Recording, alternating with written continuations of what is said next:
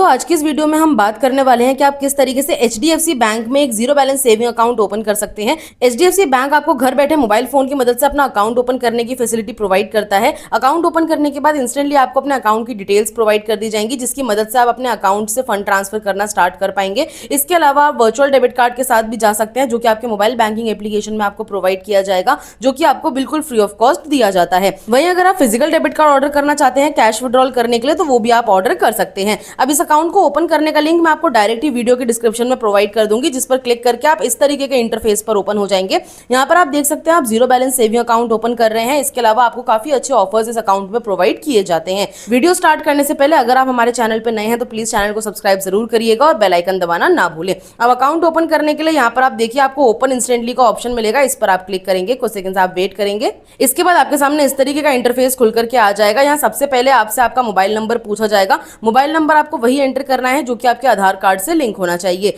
इसके बाद यहाँ पर आपको अपना डेट ऑफ बर्थ एंटर करना है। ये डेट ऑफ बर्थ आपके पैन कार्ड पर मौजूद होना चाहिए। इसके बाद यहाँ पर आप अपने पैन कार्ड का नंबर एंटर करेंगे। पेज को स्क्रॉल डाउन करेंगे। यहाँ पर आपको दो टिक बॉक्स देखने के लिए मिलेंगे। जैसे आप पहले टिक बॉक्स पर टिक करेंगे आपके सामने कंसेंट फॉर्म आएगा।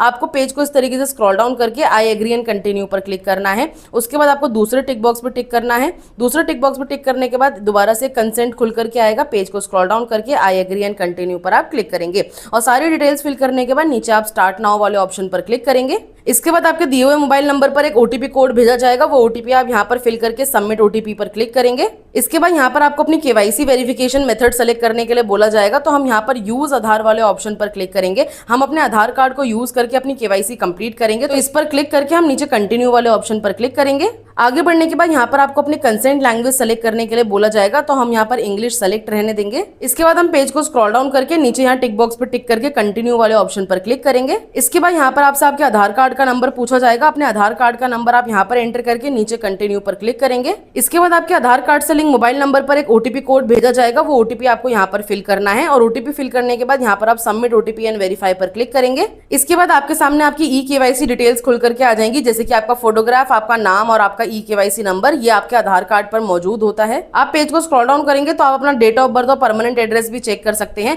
अब आपको क्या करना है, सिंपली नीचे कंटिन्यू वाले ऑप्शन पर क्लिक करना है। इसके बाद इस तरीके का इंटरफेस आपके सामने आएगा। आपका जो एड्रेस है वो आपको यहाँ पर देखने के लिए मिल जाएगा, जो आपके आधार कार्ड पर मौजूद है। आपको इसी एड्रेस के हिसाब से एक लैंडमार्क यहाँ पर एंटर करना है, यानी कि नियरेस्ट कोई भी जानी मानी जगह हो तो वो नाम आप यहाँ पर एंटर करेंगे। पिन कोड आप यहाँ पर एंटर करेंगे। अपनी सिटी आप यहाँ पर एंटर करेंगे। नीचे स्टेट एंटर करेंगे। पेज को स्क्रॉल डाउन करेंगे तो यहाँ पर आपसे पूछा जाएगा कि आपका जो परमानेंट एड्रेस है, यानी कि जो आपके आधार कार्ड पर एड्रेस मौजूद है, वो आपका अपना घर है या फिर आप रेंट पर रहते हैं या फिर रहते थे। तो यहाँ पर अगर आपका वो अपना घर है तो आप ओन सेलेक्ट करिएगा। अगर आप रेंट पर रहते हैं तो रेंटेड सेलेक्ट कर सकते हैं। या नीचे आपसे आपका कम्युनिकेशन एड्रेस पूछा जाएगा। कम्युनिकेशन एड्रेस वो होता है जहाँ पर आपका डेबिट कार्ड, चेकबुक, पासबुक आपको भेजा जाएगा, जहाँ पर आप अभी रहते हैं। अगर आप अपने आधार कार्ड वाले एड्रेस पर ही रहते हैं तो सेम एज पर आधार एड्रेस सेलेक्ट कर सकते हैं। अगर आप कहीं और रहते हैं तो ऐड अ न्यू एड्रेस वाले ऑप्शन पर आप क्लिक कर सकते हैं। हम अपने आधार कार्ड वाले एड्रेस के साथ ही जाएंगे, तो हमने यहाँ पर एज पर आधार सेलेक्ट कर लिया है। अगर आप न्यू एड्रेस फिल करते हैं तो आप अपना कंप्लीट एड्रेस फिल करेंगे।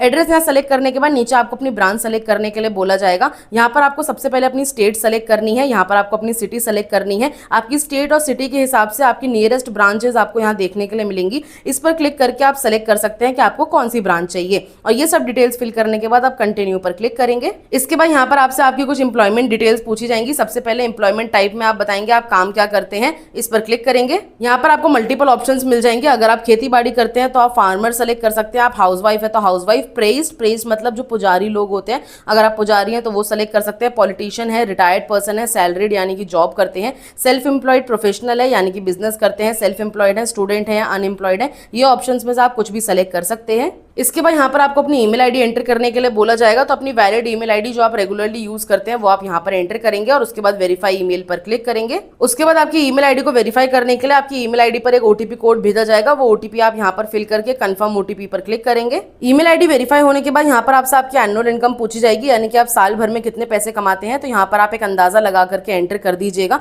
इसके बाद यहाँ पर आपको अपना सोर्स ऑफ फंड बताना है, यानी कि आपको किस तरीके से अर्निंग होती है। इस पर क्लिक करेंगे। यहाँ पर आप देख सकते हैं जैसे कि मैंने अपने ऑक्यूपेशन में एग्रीकल्चर सेलेक्ट किया था, तो मुझे यहाँ एग्रीकल्चर का ही ऑप्शन मिल रहा है। इस पर हम क्लिक कर लेंगे। अगर आप जॉब करते हैं तो आपको सैलरी का ऑप्शन मिलेगा, बिजनेस करते हैं तो बिजनेस का, अगर हाउसवाइफ, रिटायर्ड पर्सन या स्टूडेंट है तो आपको फैमिली इनकम का ऑप्शन मिलेगा, आप उसे सेलेक्ट कर सकते हैं। ये सारी डिटेल्स फिल करने के बाद नीचे आप पेज को स्क्रॉल डाउन करेंगे तो यहाँ आपसे पूछा जाएगा कि आप इंडिया के रेसिडेंस है, येस वाले ऑप्शन को सेलेक्ट करेंगे। आप सिर्फ इंडिया में ही टैक्स पे करते हैं तो यहाँ पर भी आप येस वाले ऑप्शन को सेलेक्ट करेंगे। आप इंटरनेट बैंकिंग लेना चाहते हैं तो आप यहाँ येस वाले ऑप्शन को सेलेक्ट करेंगे और इसके बाद नीचे प्रोसीड पर क्लिक करेंगे। इसके बाद आप देखिए आपको अकाउंट्स देखने के लिए मिल जाएंगे। 2 सेविंग अकाउंट आपको यहाँ पर प्रोवाइड किए जाते हैं। पहला सेविंग अकाउंट है सेविंग मैक्स अकाउंट, जिसमें आपको 25,000 रुपए का मिनिमम बैलेंस मेंटेन करना पड़ेगा। वहीं दूसरा सेविंग अकाउंट है रेगुलर सेविंग अकाउंट, जिसमें आपको सिर्फ 2500 रुपए का मिनिमम बैलेंस मेंटेन करना पड़ेगा। आज के टाइम में इतना अमाउंट हर किसी के बैंक में हमेशा पड़ा ही रहता है, तो अगर आप एक सेविंग अकाउंट ओपन करना चाहते हैं तो आप ये 2500 वाला अकाउंट सेलेक्ट करिए। हमेशा आपके बैंक अकाउंट में इतना अमाउंट रहेगा तो आपसे कोई भी एक्स्ट्रा चार्जेस नहीं काटे जाएंगे। इसे हम सेलेक्ट करके नीचे कंटिन्यू पर क्लिक करेंगे।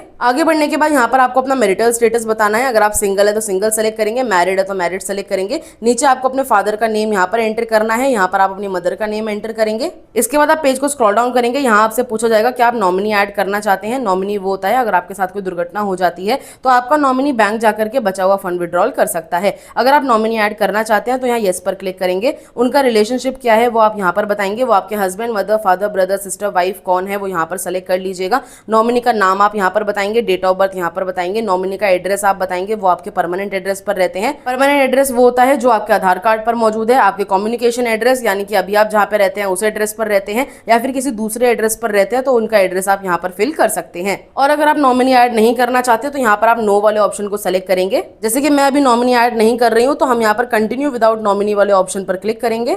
और ये सारी डिटेल्स फिल करने के बाद यहाँ नीचे आपसे देखिए आपसे पूछा जाता है क्या HDFC बैंक का कोई रिप्रेजेंटेटिव आपकी मदद कर रहा है अकाउंट ओपन करने के लिए, तो आपको यहाँ नो वाले ऑप्शन को ही सेलेक्ट करना है। जैसे ही आप यहाँ नो वाले ऑप्शन को सेलेक्ट करेंगे ये सभी डिटेल्स यहाँ से हट जाएंगी। आपको सिंपली दोनों टिक बॉक्स पे टिक करके नीचे प्रोसीड पर क्लिक करना है। इसके बाद आपके सामने एक आधार कंसेंट फॉर्म खुल करके आ जाएगा। आप पेज को स्क्रॉल डाउन करके नीचे आई एग्री पर क्लिक करेंगे। इसके बाद आप देख सकते हैं आपका जो सेविंग अकाउंट है वो सक्सेसफुली ओपन हो चुका है। आपका अकाउंट नंबर, कस्टमर ID और IFSC कोड आपको यहाँ पर देखने के लिए मिल जाएगा। अब आपको KYC कंप्लीट करनी है। KYC कंप्लीट करने का समय आपको सुबह 10 बजे से लेकर के रात के 12 बजे तक का मिलता है और KYC आप 3 दिन में कभी भी कंप्लीट कर सकते हैं। 3 दिन के अंदर आपको अपनी KYC कंप्लीट करनी होती है। अगर आप अभी अपनी KYC कंप्लीट करना चाहते हैं तो स्टार्ट वीडियो KYC पर क्लिक करेंगे। इसके बाद आपसे यहाँ पर कुछ डिटेल्स पूछी जाएंगी। अगर आपके पास आपका pan card, original pan card मौजूद है तो आप इस टिक बॉक्स पर टिक करेंगे। आपके पास एक ब्लैंक पेपर होना चाहिए जिसमें कोई भी लाइंस ना हो तो आप इस टिक बॉक्स पर टिक करेंगे और साथ ही में ब्लू या फिर ब्लैक पेन होना चाहिए। उसके बाद आप इस टिक बॉक्स पर टिक करेंगे। उसके बाद नीचे आई एम रेडी वाले ऑप्शन पर आप क्लिक करेंगे। इसके बाद आपकी एक वीडियो कॉल स्टार्ट हो जाएगी आपके एजेंट के साथ जो कि आपका ओरिजिनल पैन कार्ड साथ ही में आधार कार्ड चेक करेगा। इसके अलावा एक ब्लैंक पेपर के ऊपर आपसे सिग्नेचर करवा कर देखेगा। KYC के दौरान वो आपसे आपका नाम, आपका डेट ऑफ बर्थ और मोबाइल नंबर पूछ सकता है, तो ये सब आपको याद होना चाहिए। KYC के दौरान आपको शांत कमरे में बैठना है। अगर किसी की भी आवाज आती है तो आपकी KYC रद्द कर दी जाएगी। इस बात का आपको ध्यान रखना है। KYC कंप्लीट होने के बाद आपको प्ले स्टोर पर आना है। प्ले स्टोर पर आपको ये एप्लीकेशन मिल जाएगा HDFC bank app banking and cards. इस एप्लीकेशन को आपको डाउनलोड करना है। डाउनलोड करने के बाद आप अपने मोबाइल नंबर से लॉगिन करेंगे। लॉगिन करने के बाद इसी एप्लीकेशन में आपको अपने अकाउंट की सारी डिटेल्स मिलेंगी। आप अपना फिजिकल डेबिट कार्ड ऑर्डर कर सकते हैं, वर्चुअल डेबिट कार्ड देख सकते हैं, किसी को पैसे ट्रांसफर कर सकते हैं और 24 घंटे के बाद अपनी UPI एक्टिव करके आप अपने अकाउंट से फंड ट्रांसफर करना स्टार्ट कर सकते हैं। ये था कंप्लीट प्रोसेस कि आप किस तरीके से HDFC बैंक में अपना एक सेविंग अकाउंट ओपन कर सकते हैं। आई होप आप सब कुछ समझ गए होंगे। अगर आपके कोई डाउट्स हो तो आप मुझे नीचे कमेंट बॉक्स में पूछ लीजिएगा, मैं आपके कमेंट्स का जरूर रिप्लाई करूंगी। अब मैं मिलती हूँ आपसे नेक्स्ट वीडियो में नेक्स्ट टॉपिक के साथ। आज के लिए धन्यवाद।